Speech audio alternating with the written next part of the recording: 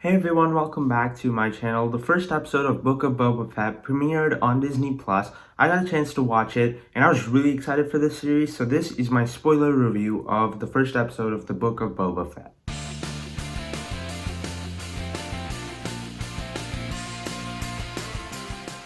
Okay, so the Book of Boba Fett was a series I was really looking forward to because I'm a huge Star Wars fan. I haven't seen everything. I've not seen most of the animated series, but I have seen the live action show Mandalorian and I've seen all the movies, really enjoy all of them. So I was really interested to see what this show is going to be about. I know it's about Boba Fett, but like after Mandalorian season 2 where he takes over Jabba, I wanted to see where that goes. And because of that, I was just naturally really interested in watching the series, but it's just a Star Wars show, so that in and of itself is really exciting to me. So before I tell you guys what I thought about the first episode, let me know down in the comments, what did you guys think of this episode? And this is not really a spoiler-filled episode. There's nothing in this episode to honestly spoil because the story doesn't really move forward that much. But still, I just want to talk about it. So let me know down in the comments what you thought of it. With that said, I'm going to get started talking about it. And this was, to me, a good episode, a good start. I want to see where it goes. But it didn't completely get me hooked in like I wanted it to. Like with the first episode of Mandalorian, naturally, you're just hooked in because it puts you in this world where you have Mandalorian, who's a bounty hunter, and he's getting all these different assignments where he's getting people, and obviously he's a bounty hunter, so he has to find them. And at the end of The Mandalorian, the first episode of The Mandalorian, you see Baby Yoda, or Grogu, whatever you want to call him. You see him, and naturally, that just gets us hooked in as Star Wars fans. This episode didn't really do anything like that for me, but still, it was a good, solid start to the series, in my opinion. I didn't completely fall in love with it, but I enjoyed it enough to warrant watching the next few episodes, and I'm assuming from here it does get better because this is just kind of starting things off for the series. So the way the story is structured, there's two different plot lines going on. The first is what happened to Boba Fett after he got killed in Return of the Jedi. It's a bunch of flashbacks and stuff. And the second one is obviously following the post-credit scene of The Mandalorian Season 2. So you're seeing what happened to him after he took over Jabba. I'm going to talk about the flashbacks first.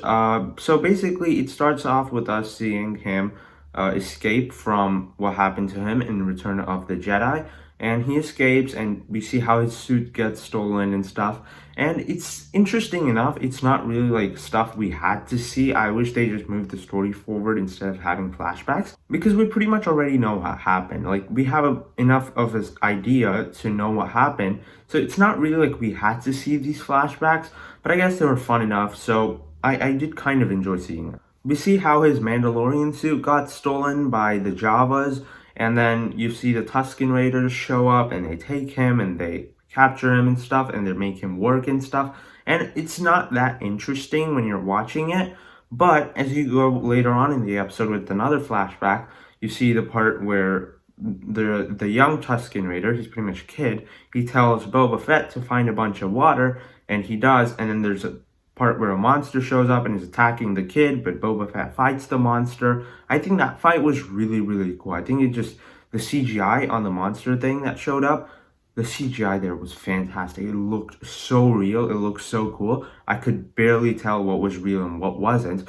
And maybe it was a puppet, but I don't think so. I mean, these days a lot of things are CGI. And for a TV show budget, I think the CGI in this monster was fantastic.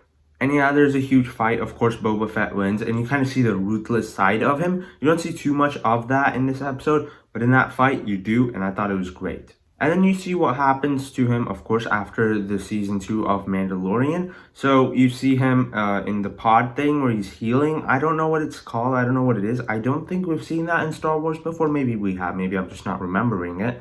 But we see him healing in that thing. And then he shows up, wears his armor, which is obviously fantastic. It looks great. I just love Boba Fett's armor. It's just, you can tell that he's menacing, but it's so cool. And then obviously his voice is just so commanding. I love it. And when he shows up and him and Fennec Shan, both of them are there, there's a bunch of people that show up and for offerings and stuff. They give him a bunch of offerings because now he's the crime lord, not Jabba the Hutt. And then there's a point where another guy shows up and he wants something from Boba Fett, wants money or something. And it leads to a really funny interaction between Fennec Shand and Boba Fett, and there's just some really funny moments in here, and he just tells him to leave, and he'll just leave him without killing him. So I think that was a really nice way to kind of again set him up as this intimidating figure. And throughout the entire episode, although you don't see too much of that, there's moments, and this was one of those. In general, I also really enjoyed seeing the interactions between Fennec and Boba. I think that their interactions were really funny, and they also have just really fun, charismatic characters and personalities. So for that reason, every time they were on screen, it was just really fun to watch. And there's obviously a scene where they go to a bar and they get their helmets cleaned and stuff, and Boba Fett gets a bunch of coins. And then there's an action scene over there, which I was not impressed by. Like, I think the monster fight in the flashback is really cool, but the fight here, for me, felt really underwhelming. It didn't really work, honestly. Like, you see Boba Fett just like blocking hits using his hands, the armor on his hands, and it just wasn't that interesting. When you see him in Mandalorian, where he just shows up and wrecks a bunch of stormtroopers, that is awesome. That is what I wanted to see from this Boba Fett. But we don't see that here. Here, he's just blocking things using his armor, and it's not really that interesting of an action sequence.